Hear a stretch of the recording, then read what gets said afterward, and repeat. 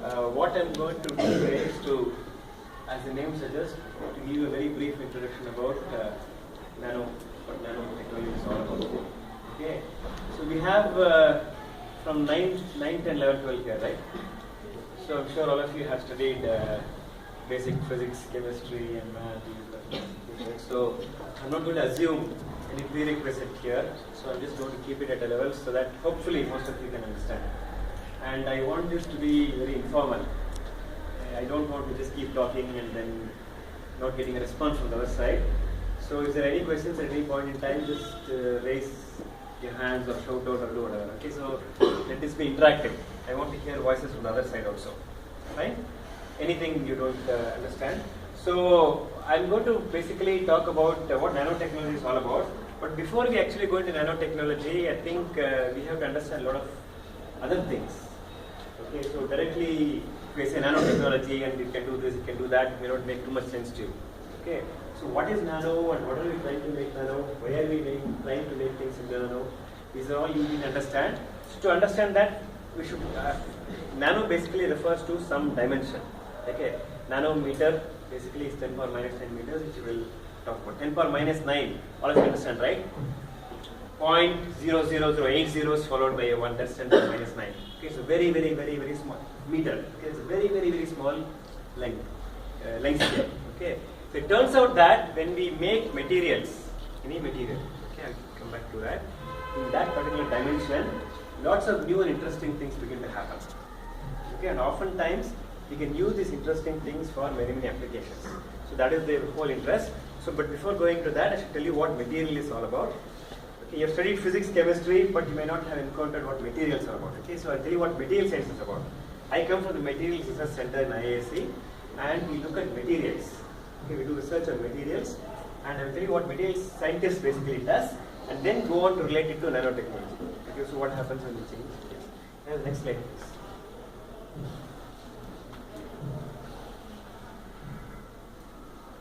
Okay, so what do we mean by material? Okay, so material is something, matter or material is something that you encountered everywhere, right? Everything you think of, any physical entity basically you can think about as a material. But a more formal definition of material is something that has an attribute, like physical property, and that makes it basically useful. Okay, so think of anything, any aspect of life is basically touched by materials, right? From the clothes that we wear, to shoes, to the building that we are standing on, the projector, the way this projector works, to what kind of material that we have here. And every single thing, we need to use some kind of a material. Okay, so we use materials for different applications based on some specific properties that they exhibit. For example, if I want to have something like a projector here, right? Can I just use a transparent glass?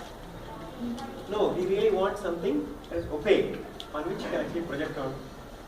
Okay, that's one of the important attributes for this. It also has to have another attribute. It has to be clean so that there's no scribbling on this and lots of other kind of things.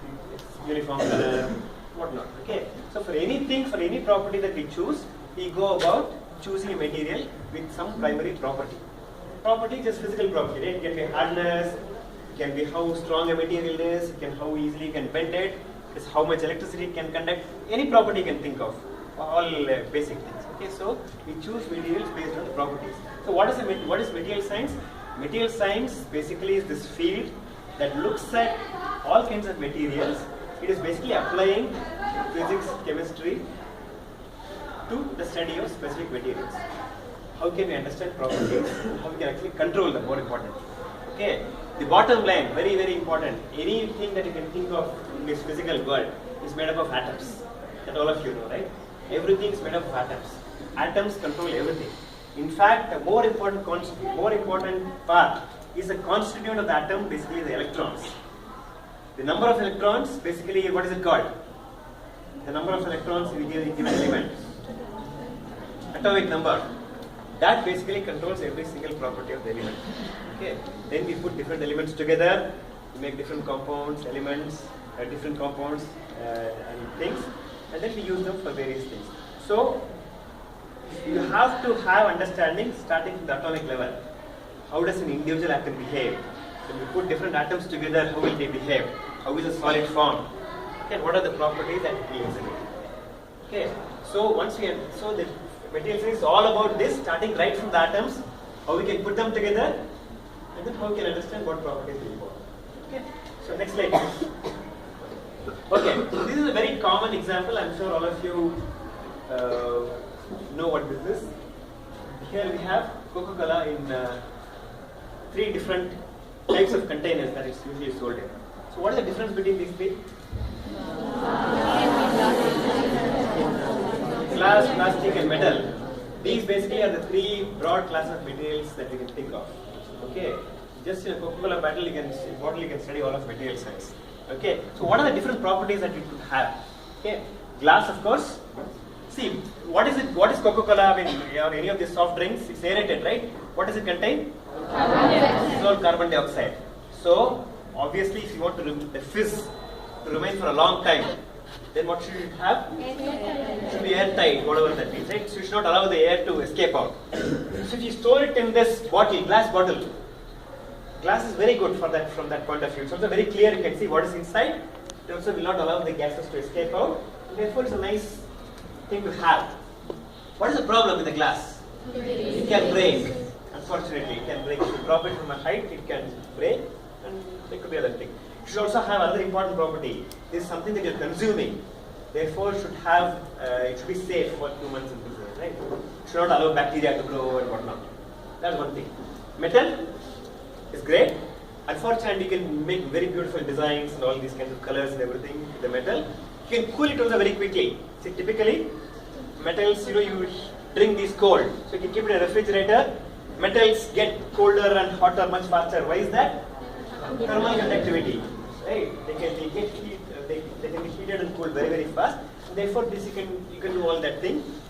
And they are actually, you can crush them after use and recycle them and whatnot. They are also reasonably tight. Unfortunately, they're not the cheapest to make. You have to. How do you make this? How do you think you make this Coke bottle can? Take a metal, keep on beating it. What is it made of, by the way? What metal is it? Aluminum. Okay, it's basically an aluminum-based material. So how do you make this thing? Aluminum is a nice soft material, which means that you can beat it and make it into a sheet, roll it. Therefore, you can make cans using that. Unfortunately, it's not a very cheap way to do it. Polymer, on the other hand, is very, very light. But the disadvantage is that it doesn't retain its fizz for a long time. Okay, things can escape. If you have a 2-liter bottle sitting at home for a very long time, right? After some time you open, there's hardly any fizz left in it.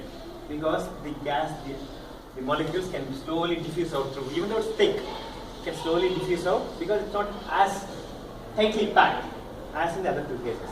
Okay, but it's much easier to make, less expensive and whatnot. There are a lot of other interesting properties. So for the same property that we can think of, same application we can think of, we can choose many, many different materials. Okay, from very different classes of materials.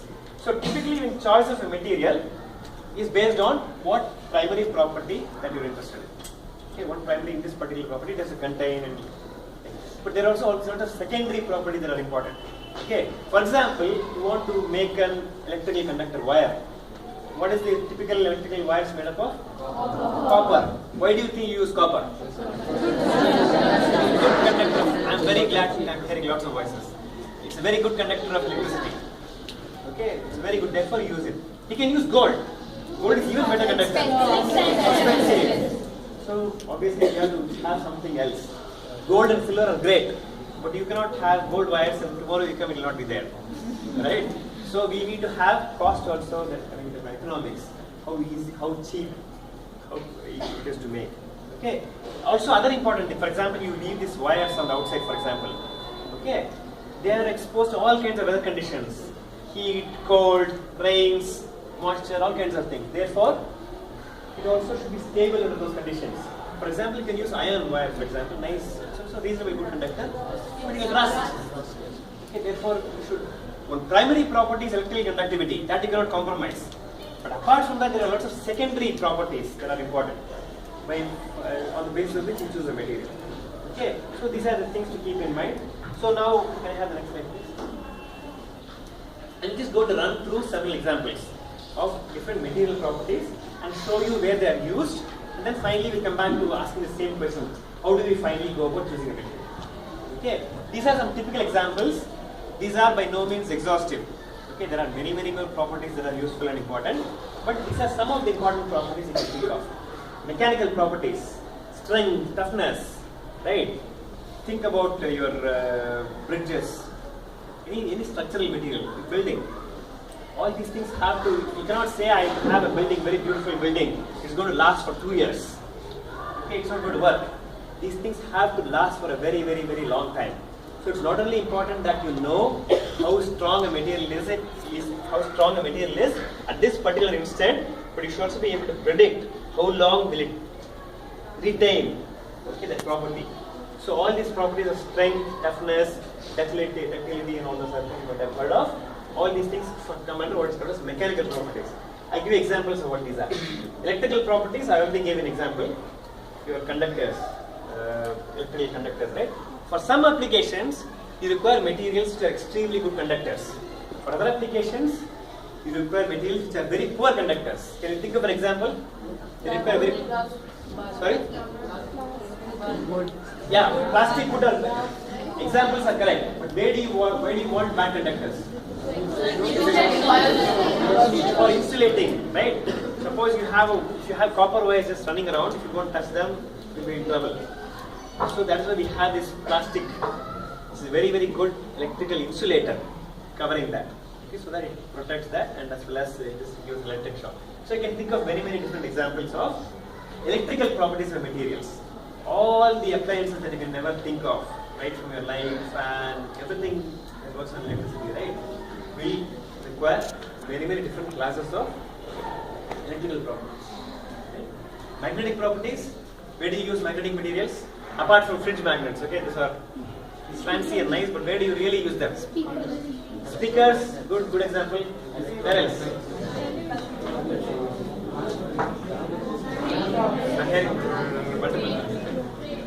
Okay, automobiles have many magnetic materials. Okay, speakers, they use permanent magnets. Mobile, see, you will be surprised at the different places where you see magnetic materials. Okay, magnetic materials are there all over the place. I'll give you some examples. Optical properties.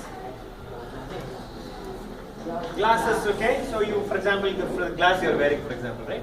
It has to have right reflecting index, focal length, and everything. So you can use it for correcting your vision. So one example. Multiple.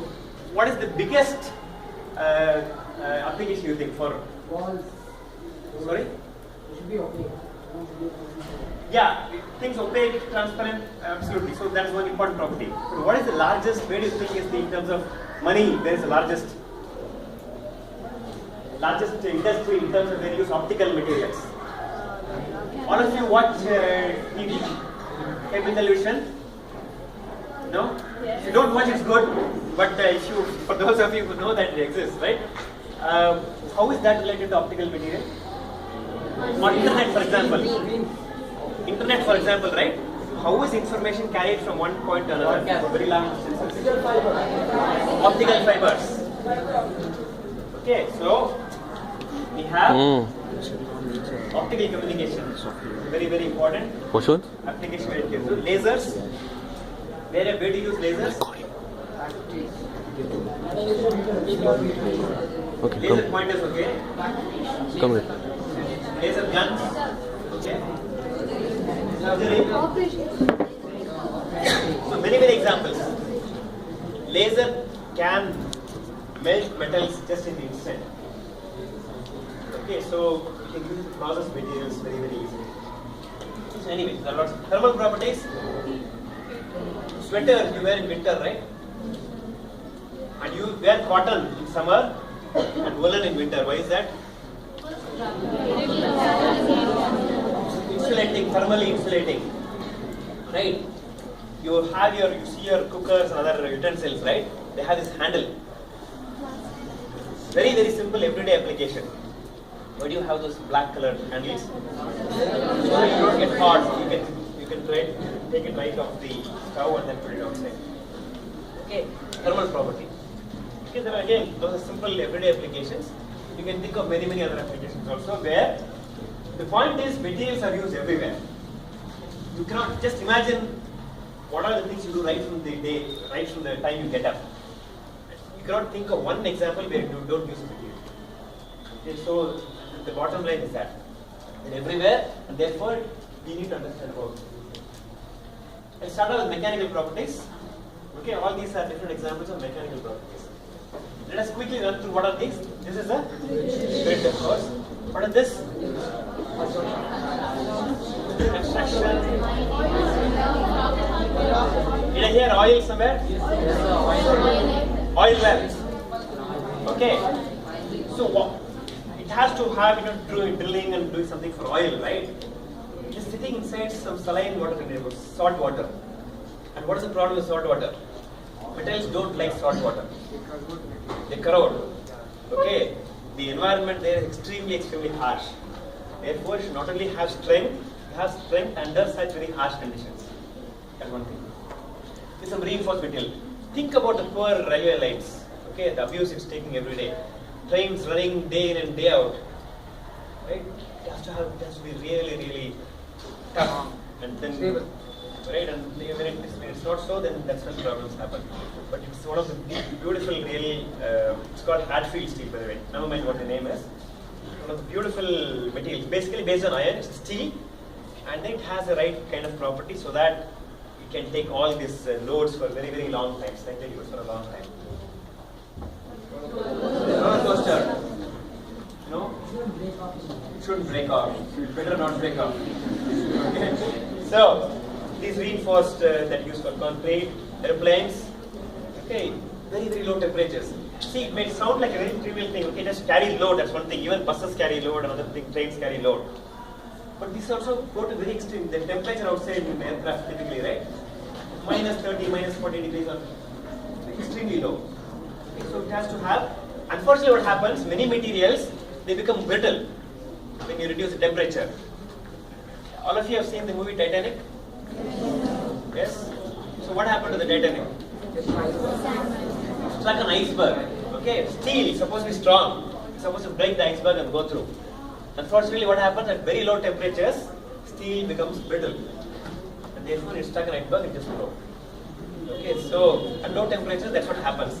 Even though materials are soft and you can make them ductile, you can make them sheets and everything, when you reduce the temperature, it becomes like papad. Okay, so it breaks very easily. So it's not only the material intrinsic property, it is the conditions under which you are using them that's important. Therefore, all these applications are these rockets, all kinds of things you can think of. These are some typical examples of mechanical properties. Electrical properties. This is all your coaxial cables that I told you that enables you to see your cable TV and watch FIFA football on this and whatnot. This is what is this thing sitting here? It's a part of a computer. That's fine. Motherboard. What is this thing? What is this thing here? This aluminum looking thing, right? Grey looking thing. What is it used for? Have you ever used a laptop? I'm sure all of you have used laptop, tab, something, right? If you keep working for a long time, what happens? It heats up. And therefore, what do you need to do? Cool it. You need to cool it. So it's basically electrical, all these things are depend on the semiconductors and the semiconducting properties of these materials. The point is also they get heated up, and therefore we have to have means of cooling them. So this is like the cooling fins that you have. This one, what is this? I'm sure most of you have seen this floating magnet. Superconductivity. Okay, superconductivity have you heard? This is the state in which current can pass through a material without any resistance. It can just go through. Zero resistance. Okay, so under certain conditions it happens. So you can have there's no resistance for motion of current, which means that it has lots of advantages, of course. Transformers, and this is your chip. Okay, so there's lots of pads. Circuit board, right? And what are all these dots here? Solders. Okay, this is a very important property for realizing electrical circuits. What should be the most important property of a solder material? It should melt fast and solidify also very fast. It should be very low melting, so that you can just make a dot and then stick things together, right? It also has other things called wetting. Okay, this should form a liquid and spread nicely. If it doesn't like attach itself to this pad, then there's a problem. It won't stick well, and therefore your circuit is gone. Okay, so even for every property, basic property that you think of, lots of other side properties come about. So it's equally important. Okay. So material scientist has to worry about all these kinds of things. Because this is a standard copper cable and so on. Next slide. Magnetic properties. This is your everyday. This is your computer lab, right? This computer lab would not exist now possibly because without this particular technology here. Your hard disk in a computer is dependent upon our ability to make magnetic materials. Okay. So these magnetic materials are, these are hard disk by the way. Don't try this at home. Okay, but this is what your hard disk looks like. Fine, it's basically a head that basically goes over it and reads the data that's present on your hard disk. What you read basically are in binary ones and zeros, and your head can access all these things and read. This is MRI. What is MRI? Magnetic resonance imaging. So magnetism is something magnetic. Okay, using magnetic fields you can actually map things inside the body, and you can do scanning and whatnot. Okay, so there are again multiple applications of magnetic speakers. It's not, this list is not exhaustive. I only put the whatever looks nice, pictures that look nice. Okay, so there are several examples of magnetic materials that are extremely important. And of course, you have optical materials. Optical materials again, one of the most useful attribute, right? Whenever you see optical materials, immediately color comes to mind, right? Optics and color, they go to the light and color go together. Okay. Aesthetics.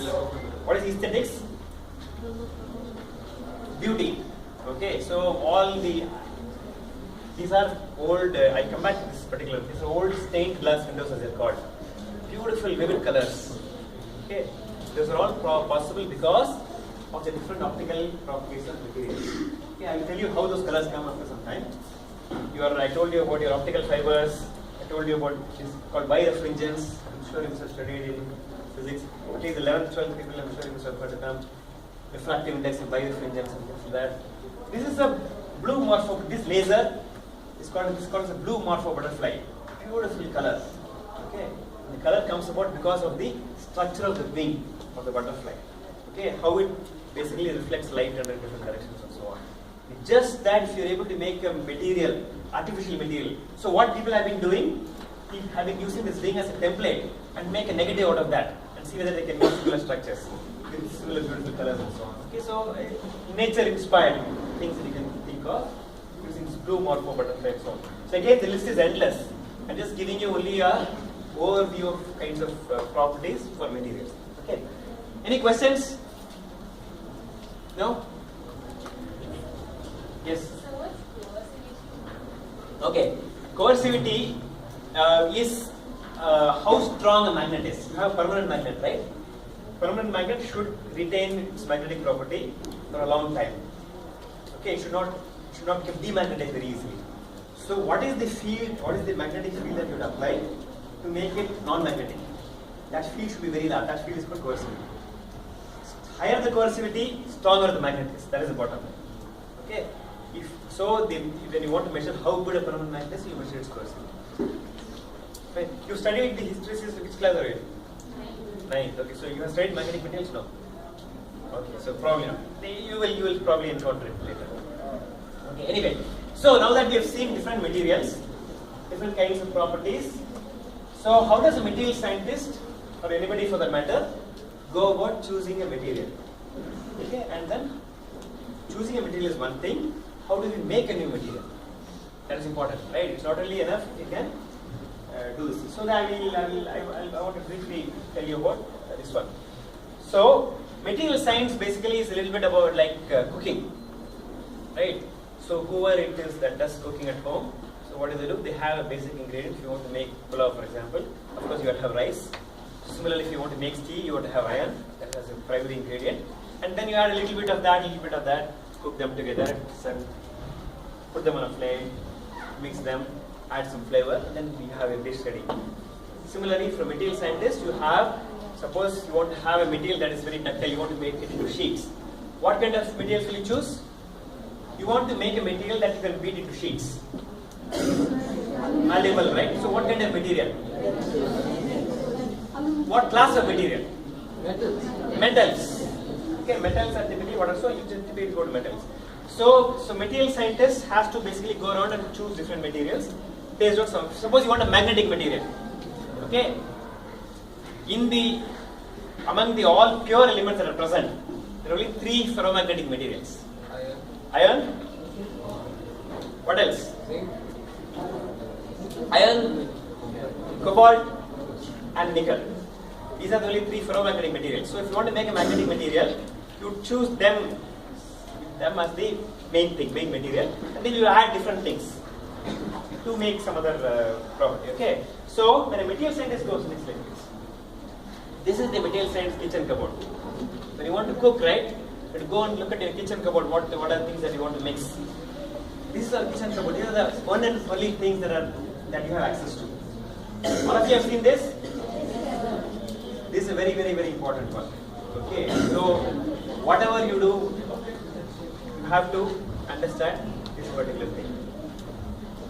Any material that you can ever hope to make, is contained here.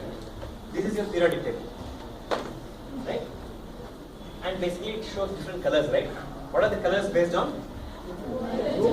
Metals are all shown here, you know. The red ones are useless. Useless means noble gases. You're not going to be able to use them for any different things. So depending on properties and everything, you are basically classified them, right? You have the sweet things on one side, salty things on one side, whatever. You classified them that way. And from this, you basically go to choose. For example, let's now take an example of copper. Okay, let's say we want to make a material with good electrical conductivity. Then we go to this part of the periodic table and see what are all the elements that I could possibly choose. Okay, first thing, then of course you can see you can choose any of the metal because most of them have very good conductivity. Okay, so you can choose any one of them. Then of course other considerations come in. So you think like gold, silver, and all those things are very expensive.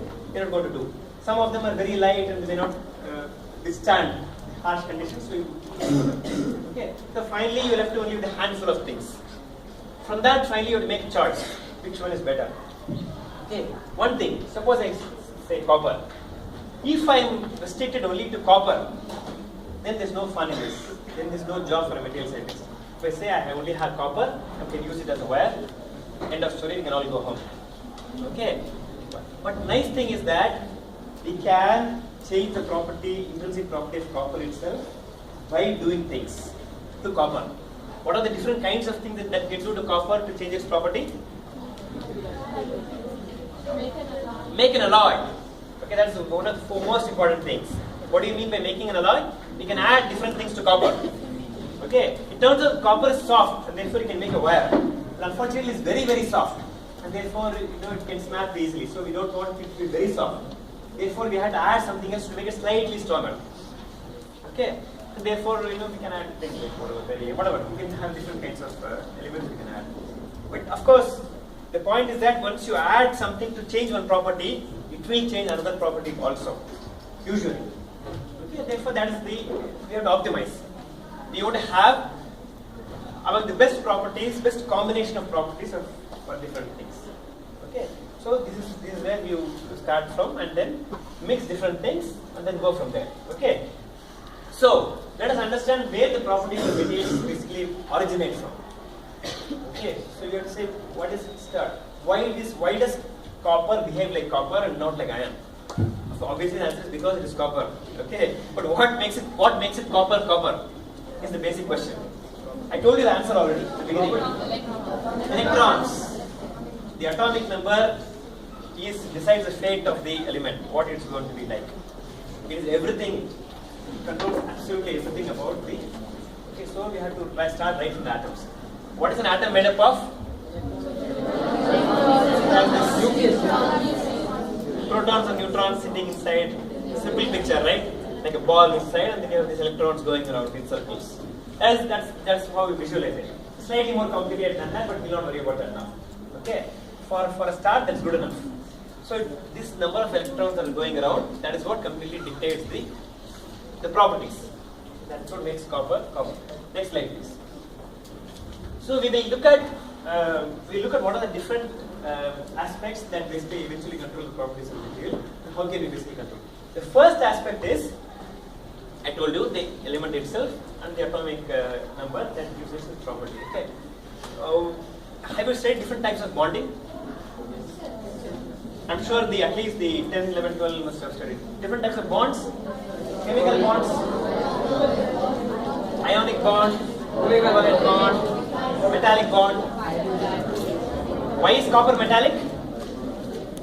Yes, metallic bond. Okay, copper different. You start off from elemental copper, it has certain number of electrons going around. Then you put multiple copper atoms together. Okay, they all form a bond. And it turns out in this case, it forms what is called a metallic bond, in which all the positive core is all held together. We have sea of electrons. Sea of electrons here is just covered with lots of these free electrons, which is called. Okay, these free electrons are what make copper a good conductor. They can very easily pass through the material.